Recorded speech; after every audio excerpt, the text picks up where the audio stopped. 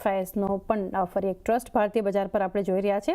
આ બધા વચ્ચે અર્નિંગ્સ હવે Q3 અર્નિંગ્સ હવે પૂરું થવામાં છે। આ સપ્તાહ આપણે લાસ્ટ વીક જોશું નંબર્સના ફ્રન્ટ પર, પરંતુ એ પહેલાં પણ ગઈકાલે જે રીતે એસબીઆઈના નંબર્સથી એક જે સપોર્ટ બજારમાં મળતો જોઈ રહ્યા છે, બેંક નિફ્ટીને મળતો જોઈ રહ્યા છે, બ્રોડર માર્કેટની ફરી એક સ્ટ્રેન્થ આવી છે માર્કેટમાં। અને આ વચ્ચે જે રીતે ગ્લોબલ સેટઅપ આપણને બનતું જોઈ રહ્યા છે, જીઓ પોલિટિકલ જે ડેવલપમેન્ટ્સ છે, જે ટ્રેડ ડીલ્સને લઈને એક અપડેટ છે, કઈ રીતે આ બધા વચ્ચે ભારતીય બજારને આપ જોઈ રહ્યા છો? Good morning Chandni.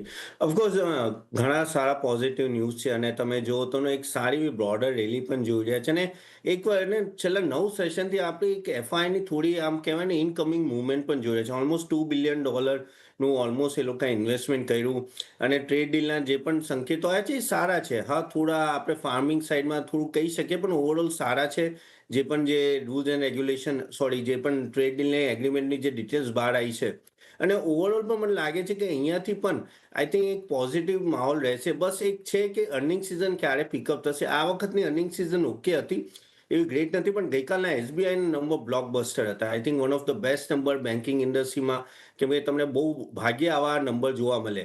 A I think એ એક બહુ મોટું પોઝિટિવ ફ્યુલ હતું માર્કેટને ઉપર લઈ જવામાં। આઈ થિંક અહીંયાથી આગળ જતાં પણ હવે લાગે છે કે અર્નિંગ સિઝન આવતા એકાદ ક્વાર્ટરમાં જો સાડે તો આપણે જે એફઆઈનું થોડું જે ચાલુ થયું છે છેલ્લા વીકથી ધીરે ધીરે મૂવમેન્ટ એ કન્ટિન્યુ રહેશે તો આપણે માર્કેટમાં ઓલ ટાઈમ હાઈ ઉપર રહેશું। કેમ કે આપણે જોઈએ તો આપણે 26,300ની આજુબાજુ જઈએ છીએ અને પાછા એ છે કેમ કે માર્કેટમાં સ્ટ્રેન્થ નથી।